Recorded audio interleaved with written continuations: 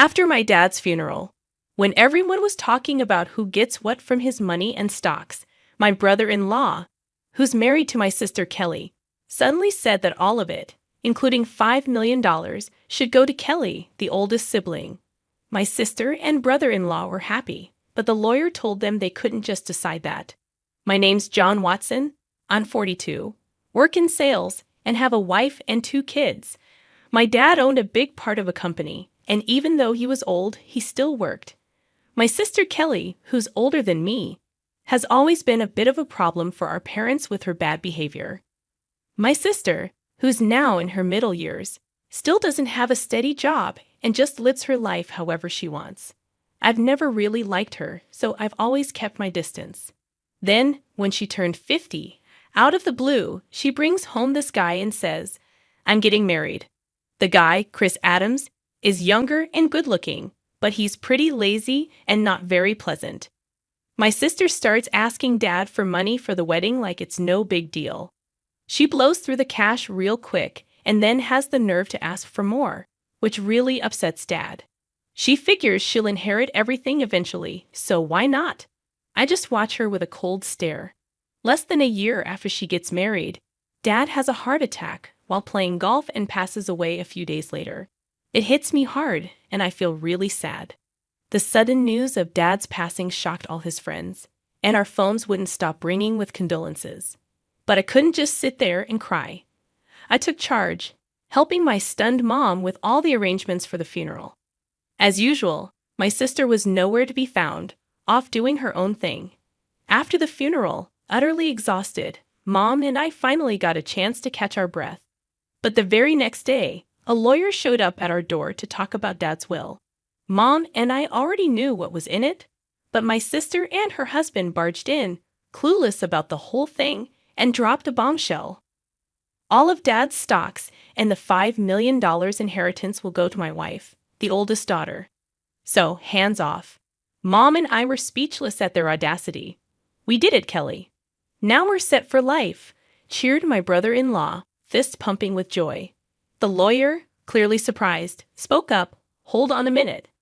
As my sister glared, the lawyer gave them a stern look and said, "Kelly, you're not entitled to any inheritance." My sister and her husband were stunned, protesting, "That can't be right. Kelly's the oldest daughter, she should get everything." It was clear my brother-in-law had been banking on that inheritance, assuming my sister would get it all. Their expressions shifted as the lawyer spoke softly. "Did you not know? Kelly is not Mr. Watson's biological child." Suddenly, my sister's face paled, her eyes darting to our mother. "Mom?" Our mother wore a complex expression. While I had always known my sister was a half-sibling, it seemed she had been kept in the dark. She began shaking our mother, almost frantic. "Mom, what does this mean?" "Kelly, you're from my previous marriage," our mother muttered, shaken by my sister's grip. My sister, who had often teased me about being the favorite child, now wore a stunned expression. But if she was legally adopted, she should still have inheritance rights. My brother-in-law interjected, his voice rising. "Isn't that so, Kelly?" "Yes, that's what I thought," my sister replied. But our mother shook her head. There had been no legal adoption. Both my sister and brother-in-law seemed incredulous. "That can't be. I'm the oldest daughter. Even Dad said so." My sister's anger turned towards me. "I won't let you take everything," she snapped, to which I responded, irritated by her entitlement. "After all the support Dad gave you, you still say that. Be quiet." "I'm his rightful heir." My sister and brother-in-law protested. But what's wrong with a father supporting his daughter? I sighed, feeling the weight of the situation. While it's normal for parents to support their children, my sister had been using my father's money to settle debts and deal with various troubles. Mrs. Watson, John, who had been silent until now, suggested, "Why don't we let Kelly see the will too?" "The will?" "I have no idea about that," my sister panicked, although it was her own fault for not paying attention. Dad wanted us all to discuss the will's contents when he made it. But my sister brushed it off and went out to play instead. When I pointed this out, my brother-in-law gave her a fierce glare. What were you thinking? This was important. Faced with the question of what to do next, they agreed to hear it. The lawyer then revealed Dad's will, stating clearly that the inheritance was for me and my mother. It also explained why Dad didn't adopt my sister. Initially, he intended to, but he grew disappointed with her behavior towards me, her half-brother, and her reckless spending as she got older. So, I actually have no inheritance rights. Realizing this, my sister was stunned. Damn it! What now? Suddenly, my brother-in-law raised his voice, accusing, "You lied to me. You said you had money." His demeanor turned aggressive, leaving my mother and sister shocked. But I wasn't surprised. My brother-in-law had often shown his greed. Perhaps he even married my sister for her money. "Kelly, don't come back until you've got some money," he commanded. "Wait, Chris? What do you mean? I thought I was going to be wealthy. What a letdown." Roughly pushing past my sister, my brother-in-law stormed out of the room. Left behind, my sister glared at us, her face red with anger, and cried out to our flustered mother, "Mom, why didn't you have me adopted? It's not fair that only you get the inheritance. I should have gotten something too. But you didn't handle it right. This is awful, Mom," she sobbed, making a scene. I was taken aback by her outburst, but the lawyer seemed unfazed, perhaps accustomed to such drama. "Why does he get everything?" "Because I'm Dad's son," I responded, and my sister's eyes filled with anger as she lunged at me, shouting, "You! It would have been better if you were never born." I thought to myself that even if I hadn't existed, Dad would likely have made the same decision given my sister's character. Before I could say anything, the lawyer calmly intervened. "Kelly, if you continue like this, it will involve the police," making my sister flinch, possibly recalling her past shoplifting incidents. "Kelly," our mother called out, tears in her eyes. 6 months had passed, and the inheritance proceedings went smoothly without any hiccups. Though my sister and brother-in-law grumbled for a bit, the lawyer's efficient management left them with no room to meddle. My mother gave my sister some money, but I refrained from commenting on it. What bothered me most was their sudden disappearance with the funds, displaying their blatant gold-digging behavior, which left a sour taste in the mouths of our relatives who were aware of the situation. One day, I took my mother, wife, and daughter out for a meal. Thanks to my wife's suggestion, my mother, who had been somewhat withdrawn since Dad's passing, seemed more cheerful in the company of her adorable granddaughter.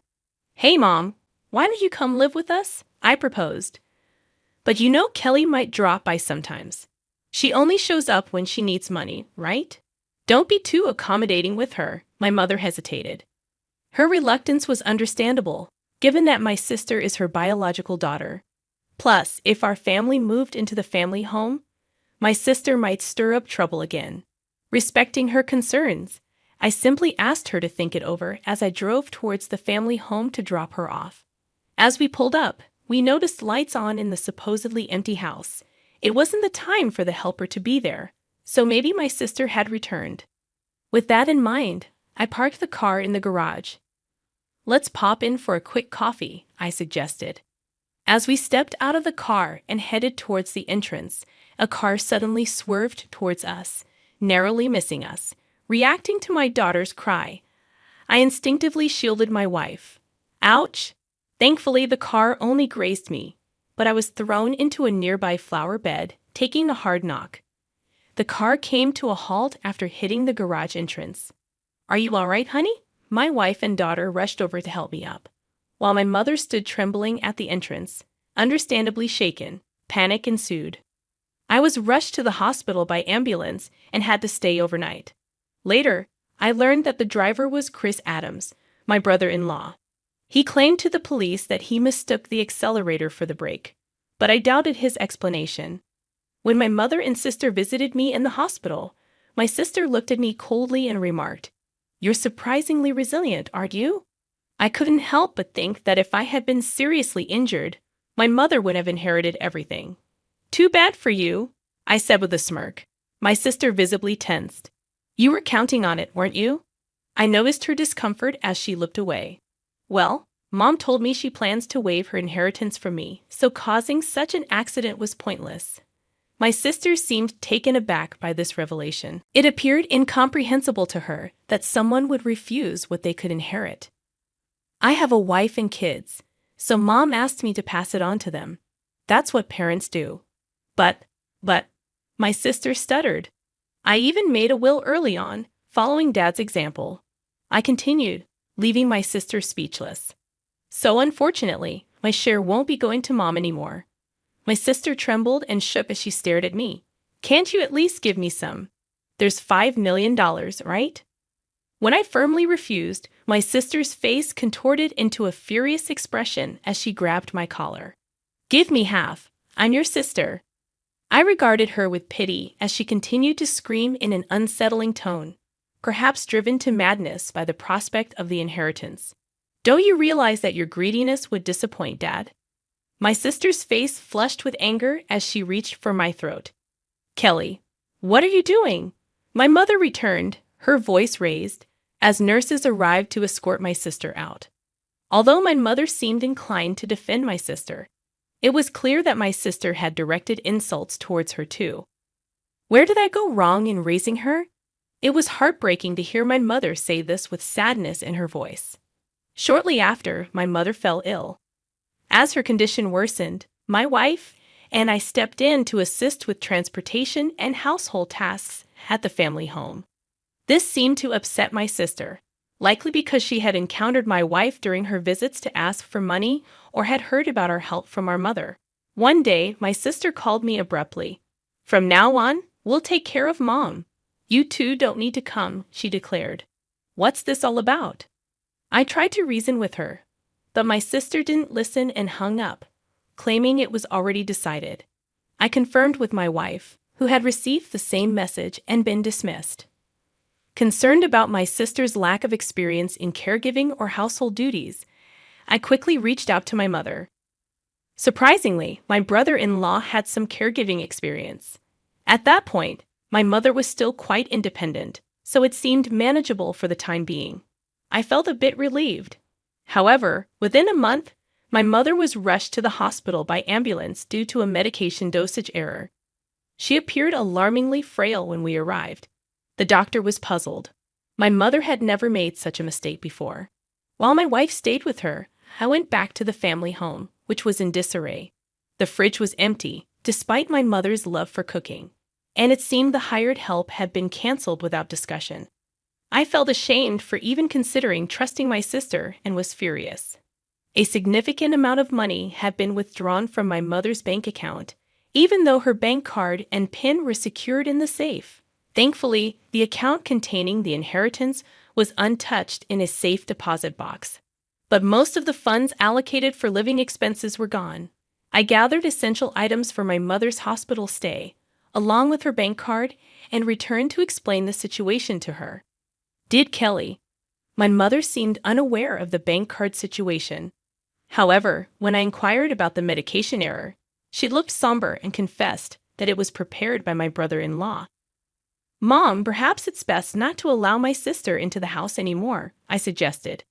John, I promised to take care of you, but the house is in such disarray, and you've lost so much weight. Have you been eating properly? My mother's words weighed heavily on me. Mom, you should come live with us. I'll build a home where we can all be together, I proposed, causing my mother to break down in tears. However, her health continued to deteriorate, despite the doctor's efforts. Perhaps the incident with my sister had weakened her heart. She never recovered and eventually passed away, almost as if following my father. Upon returning to the family home to make funeral arrangements, I discovered that all the valuables had vanished. It appeared my sister and brother-in-law had taken them in their desperate pursuit of money. Standing amidst the empty rooms, I was first shocked and then consumed by a fierce anger. I vowed to hold them accountable for their actions.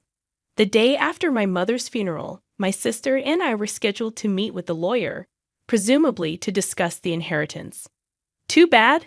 Mom's inheritance rightfully belongs to me, her daughter, my sister boldly declared.